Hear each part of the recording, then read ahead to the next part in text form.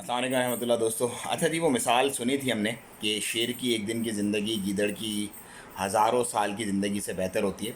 और उसका अमली नमूना अब हम देखने जा रहे हैं पाकिस्तान में। आपने देखा आज पूरे दिन से किस तरह शराब के नशे में धुत एमएनएज़ निकले हैं सिंध हाउस से, और गोलियां बड़े पैमाने पे लग रही हैं। कराची में आमिर लियाकत हुसैन साहब के मैच नहीं आ रहे, उनके रंग नहीं मिल रहे।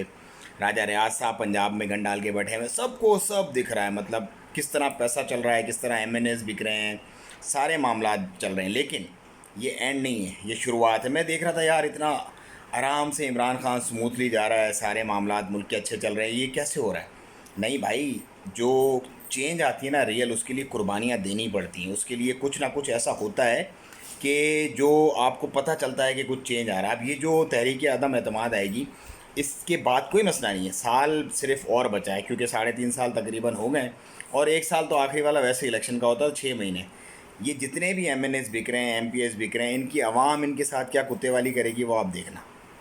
क्योंकि आवाम को सब दिख रहा है, आवाम बेवकूफ़ नहीं है। आवाम में जो शऊर बेदार कर दिया है ना इमरान खान ने, जो चीज़ें बता दी हैं, अब ये मामला नहीं चलेगा। हाँ, अब ये लोग क्या कर रहे हैं कि बस आखिरी दिहाड़ी लगा लो, 15-20 करोड़ जो मिल रहे हैं वो ले लो, और उसके बाद निकल जाओ, सियासत को खैरबाद कह दो। मेरा ख्याल है इन एमएनएस का यही है, क्योंकि इनमें से बहुत सारे ऐसे हैं जिनकी काउंसलर बनने की भी औकात नहीं है। वो तहरीक इंसाफ पे जीत के, बल्ले की उस पर जीत के आ गए और अब दिहाड़ी बना के निकलते हैं। ऐसे हर दफ़ा होते हैं, ये पहली दफ़ा नहीं है, हर दफ़ा इस तरह के लोग होते हैं। लेकिन ये कचरा साफ़ होगा। अब इमरान खान साहब को दो काम फिल फोर करने चाहिए, फ़ौरन दो काम करने चाहिए। नंबर एक, तमाम ये जो एमएनएस बिक रहे हैं, इनके अंदर जो इलाके हैं, इनके जो हलके हैं, उनके अंदर फ़ौरन से जलसे करके इनकी असलियत लोगों के सामने बतानी चाहिए, ताकि कल को अपने हलके में जब वापस जाएँ तो लोग इनको बताएं कि इस तरह ज़मीर बेचने वालों को अलल ऐलान पाकिस्तानी जागी हुई आवाम किस तरह से ट्रीट करेगी। ये तो हो गया नंबर एक। क्योंकि खान साहब के लिए एक दिन में 12-15 जलसे कोई मुश्किल ही नहीं है। मतलब 70 साल की उम्र है अल्हम्दुलिल्लाह, लेकिन टनाटन फिट हैं। दूसरा नंबर क्या होगा कि ये जो 14-15 ये 20 जितने भी एमएनएज़ हैं इस वक्त जो जा रहे हैं, इनका वर्क भी हो जाएगा, और इनकी जगह जो अगले इलेक्शन होंगे इंशाल्लाह वो इमरान खान के ही लोग मुंतखब होंगे इन हल्के से। तो इन इन ज़मीर फरोशों की ज़रूरत ही नहीं पड़ेगी। दूसरा जो बड़ा अहम जो काम करना है खान साहब ने, वो ये करना है कि ड्रॉ कर दें सीधी लाइन, जिसको जाना है जाओ, कोई मसला नहीं है। क्योंकि गद्दार रहेंगे ना आपकी सफ़ों में तो वो आपको नुकसान ही पहुंचाएंगे।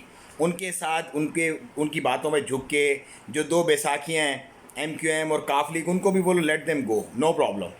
क्योंकि 3 साल में उन्होंने अपना बिल्डअप कर लिया है सारा मामला, अब उनके लिए कोई मुश्किल, कोई परेशानी नहीं है। तो काफ लीग को भी जाने दें, एमक्यूएम को भी जाने दें, ये जो बिके हुए एमएनएस हैं इनको भी जाने दें, कोई मसला नहीं है। अगले इलेक्शन पे फुल फोकस करें। आवाम इतना इस कदर क्लीन स्वीप करेगी कि आपकी सोच भी, मतलब बंदा सोच भी नहीं सकता किस अक्सरियत के साथ दोबारा इमरान खान आएगा। क्योंकि इमरान खान ने जो काम कर दिए ना, वो ये चोर लुटेरे डाकू अगले 500 सालों में भी नहीं कर सकते जितने उसने 3 साल में कर दिए।